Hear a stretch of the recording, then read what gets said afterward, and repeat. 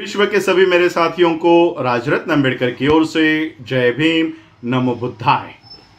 The Buddha is धम्मा के 40वें भाग में आप सभी लोगों का स्वागत है। दुनिया में कई सारे ऐसे धर्म हैं जो अपने आप का उल्लेख ये साक्षात्कारी धर्म के नाम से करते हैं, लेकिन तथागत बुद्ध का धम्म ये कोई साक्षात्कार नहीं है। तथागत बुद्ध का धम्म ये पूरी तरह से एक खोज है, एक आविष्कार है। किसी भी धर्म को साक्षात्कारी धर्म इसलिए कहा जाता है क्योंकि वो भगवान का भेजा हुआ संदेश होता है, और यह संदेश अक्सर उनके भक्तों के लिए होता है जो अपने निर्माता की, जो अपने भगवान की पूजा कर सके और अपने आत्मा की रक्षा कर सके। अक्सर ये संदेश जो व्यक्ति लेकर आता है उसे भगवान का भेजा हुआ मसीहा कहा जाता है, और वो मसीहा उसे इस संदेश का साक्षात्कार होता है, और ये संदेश साक्षात्कार होने के बाद वो लोगों तक पहुंचाता है, और इस संदेश को फिर धर्म कहा जाता है। भगवान के भेजे हुए इस मसीहा का यह कर्तव्य होता है कि वो अपने वफादारों को मोक्ष या मुक्ति सुनिश्चित करे। वफादारों का मोक्ष का मतलब होता है कि वो पैगंबर को या भगवान का भेजा हुआ जो मसीहा है उसे लोगों को यह मानने के लिए मजबूर करे, और उसने लाए हुए संदेश का, भगवान के लाए हुए संदेश का उनके जो भक्त है, जो वफादार है, वो उसका पालन करे। ऐसा करने से वो मसीहा उनके वफादारों को नरक में जाने से बचा सकता है। यह होती है वफादारों का मोक्ष। तथागत बुद्ध ने कभी ऐसा दावा नहीं किया कि वो भगवान के भेजे हुए मसीहा है या पैगंबर है, और अगर ऐसा कोई करता तो तथागत बुद्ध वहीं पर उसका खंडन किया करते थे।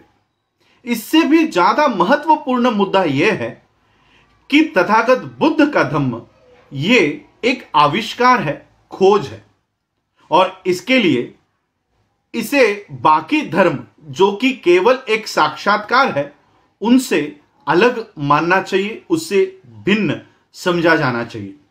बुद्ध का धम्म इन अर्थों में एक आविष्कार है, इन अर्थों में एक खोज है। यह धरती पर के मानव जीवन के हालातों के बारे में किए गए जांच पड़ताल, तहकीकात और इन्वेस्टिगेशन का एक परिणाम है। मानव स्वभाव जिसके साथ वो पैदा होता है, उस मानव स्वभाव का, उसके कार्यशैली का जानना, समझना, यही बुद्ध का धम्म है।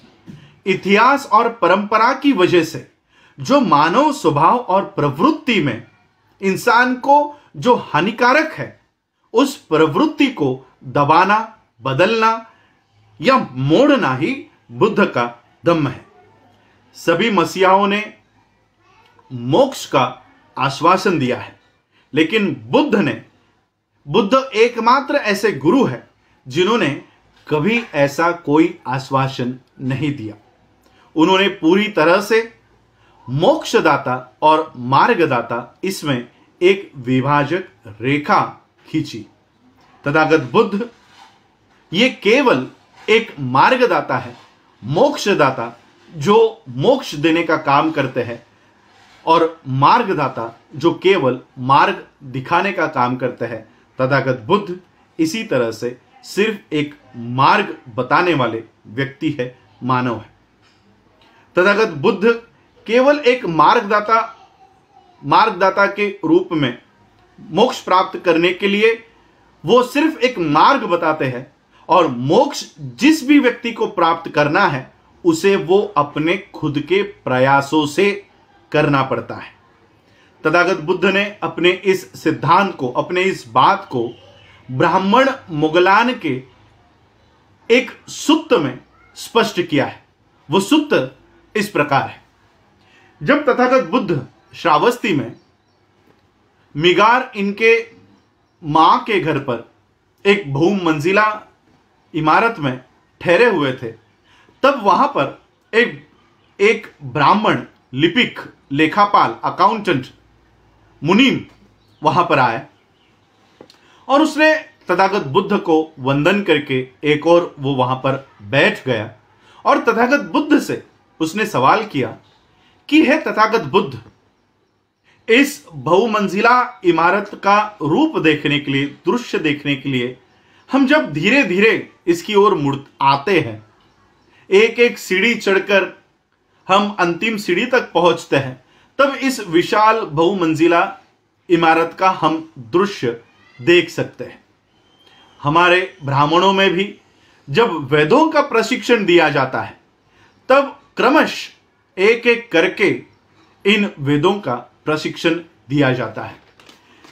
गिनती करने का प्रशिक्षण जब दिया जाता है, तब विद्यार्थी को एक एकम, दो दुआ, तीन तिया, ऐसे 100 तक उसको सिखाया जाता है। तो क्या बुद्ध के धम्म में भी ऐसा कोई प्रशिक्षण है जो क्रमशः बढ़ोतरी करने के क्रम में दिया जाता है? क्या ऐसा कोई प्रशिक्षण बुद्ध के धम्म में भी है? तब तथागत बुद्ध ने इस ब्राह्मण मोगलान को कहा कि हे ब्राह्मण, बुद्ध के धम्म में भी ऐसा ही प्रशिक्षण होता है। जैसे कोई घोड़ों का प्रशिक्षक अच्छे नस्ल के घोड़े को पहले चुनता है, फिर उसके मुंह में लगाम डालता है, नकेल डालता है, उसी तरह से तथागत बुद्ध जिनको ये प्रशिक्षण लेना है, ऐसे विद्यार्थियों को, ऐसे शिष्यों को वो उनको साथ में लेते हैं और जिसे प्रशिक्षण देना होता है उसे पहला पाठ पढ़ाते हैं। तथागत कहते हैं कि आओ बंधु, पहले शीलवान बनो, कर्तव्य के लिए बाध्य होने के नाते खुद को संयमित रखो, सदाचरण के मार्ग पर, नैतिकता के मार्ग पर, नेक जीवन के लिए अभ्यास में माहिर हो जाओ, छोटे छोटे बुराइयों में भी खतरा महसूस करो, विनय में शिष्य बनो और उसका प्रशिक्षण ग्रहण करो। जैसे ही वो इन सब में माहिर हो जाता है, तथागत उसे दूसरा पाठ पढ़ाते हैं। तथागत कहते हैं कि किसी भी चीज को आंखों से देख लेने के बाद, उसकी सारी जानकारी प्राप्त करने के बाद कभी मंत्र मुग्ध मत हो जाओ। तथागत कहते हैं कि हमारी नजर, हमारी दृष्टि ये हमेशा अनियंत्रित होती है, बेकाबू होती है। जब वो किसी वस्तु का रूप देखती है, तब उसके मन में बाढ़ में डुबा लेने वाली प्रवृत्ति, वासना, तृष्णा निर्माण होती है और इस प्रवृत्ति पर हमेशा हमें पहरेदारी करनी होती है, पहरा देना होता है और इस प्रवृत्ति पर हमको विजय हासिल करना होता है, नियंत्रण हासिल करना होता है। हमारे चक्षु इंद्रियों को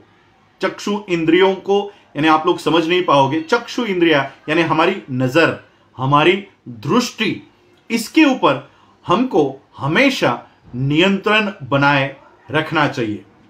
उसी तरह से अन्य इंद्रियों के ऊपर जब हमारे कान मधुर आवाज सुनते हैं, जब हमारे नाक कोई सुगंधित द्रव्य को सूंघती है, जब हमारी त्वचा ये किसी वस्तु का स्पर्श इसे होता है और ये सारी भावनाओं को जब हमारे मन में ये सारी चीजों का अनुभव होता है, तो हमें उससे मंत्रमुग्ध नहीं हो जाना है, हमें उससे मंत्रमुग्ध होने से बचना है।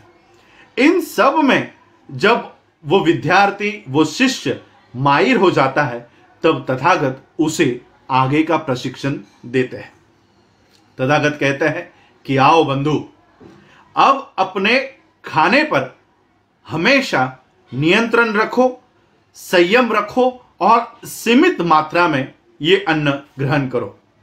अन्न लेते समय हमेशा उत्सुकता पूर्वक और सावधानी पूर्वक अपना अन्न ग्रहण करो। खेल के लिए, अपने निजी आकर्षण के लिए, सुंदरता के लिए अन्न मत ग्रहण करो, बल्कि शरीर को स्थिर रखने के लिए, स्थिर बनाने के लिए, नुकसान से बचने के लिए और सदाचरण के नेक जीवन जीने का अभ्यास करने के लिए अन्न ग्रहण करो। भोजन ग्रहण करते समय यह विचार करो कि मेरी पूर्व की जो वेदना है वो अब नियंत्रित हो रही है और नई कोई वेदना उत्पन्न नहीं हो रही है, जिससे मुझे संरक्षण और आराम प्राप्त हो रहा है। हे ब्राह्मण, जब वो अन्न ग्रहण करने के बारे में संयम पर विजय प्राप्त कर लेता है, तब तथागत उसे आगे का प्रशिक्षण देते हैं। तथागत कहते हैं कि आओ बंधु, अपने आप को जागरूक करो, जागरूकता का पालन करो। दिन में जब तुम बैठे हो, चल रहे हो, तो विचार करो।